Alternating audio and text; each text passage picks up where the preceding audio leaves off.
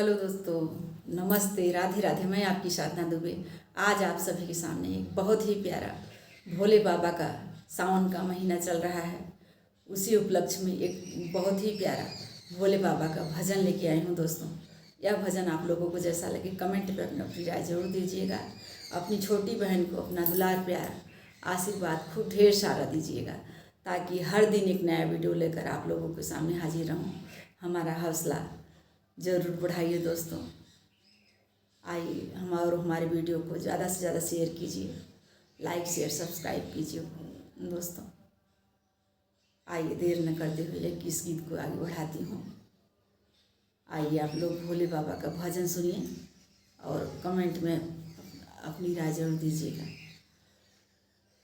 नगिनी के माला फेरई शिव जी हमार हो, नगिनी के माला फेरई भोले हमार हो, नगिनी के माला फेरई भोले हमार हो, नगिनी के माला फेरई।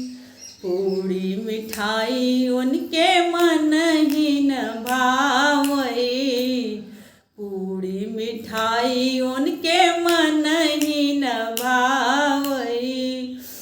भंगिया धतुरवा पे, भंगिया धतुरवा पे बाबा मोर निहाल हो, नगिनी कमाला फेरई शिव जी हमार हो, नगिनी कमाला फेरई शिव जी हमार हो, नगिनी कमाला फेरई शिव जी हमार हो, नगिनी कमाला फेरई। झंझड़ सुराही उनके मन ही न भावई, झंझड़ सुराही उनके मन ही न भावई।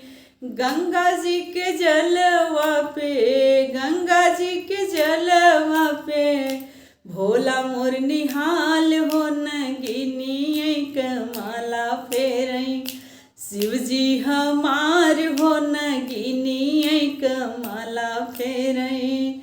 झंझड़ सुराही उनके मन ही न भावई, झंझड़ सुराही उनके मन ही न भावई।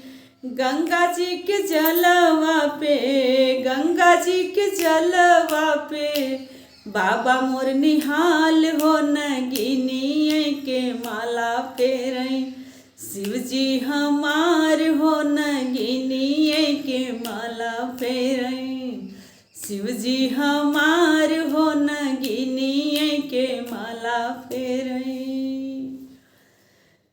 नगिनी के माला फेरई शिव जी हमार हो, नगिनी के माला फेरई।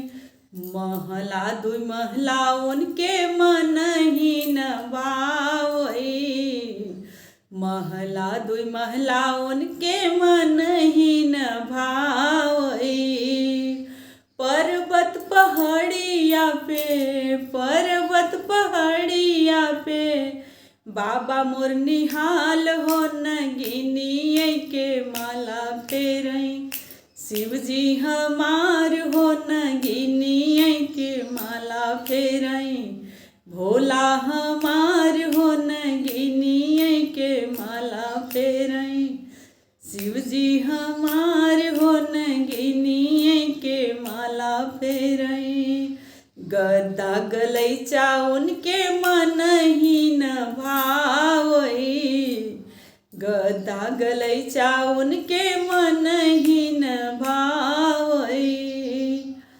कुश के चटैया पे, कुश के चटैया पे बाबा मोर निहाल हो, नगिनी के माला फेरई शिव जी हमार हो, नगिनी के माला फेरई शिव जी हमार हो, नगिनी के माला फेरई।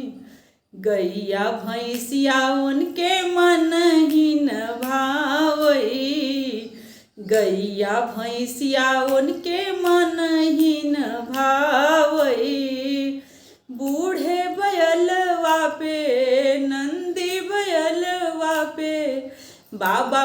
निहाल हो, नगिनिया के माला फेरई। शिव जी हमार हो, नगिनिया के माला फेरई। भोला हमार हो, नगिनिया के माला फेरई। सोनायो चानी उनके मन ही न भावई। सोनायो चानी उनके मन ही न भावई। सरफय बिछु पे बाबा मोर निहाल हो, नगिनिया के माला फेरई। शिव जी हमार हो, नगिनिया के माला फेरई। भोला हमार हो, नगिनिया के माला फेरई।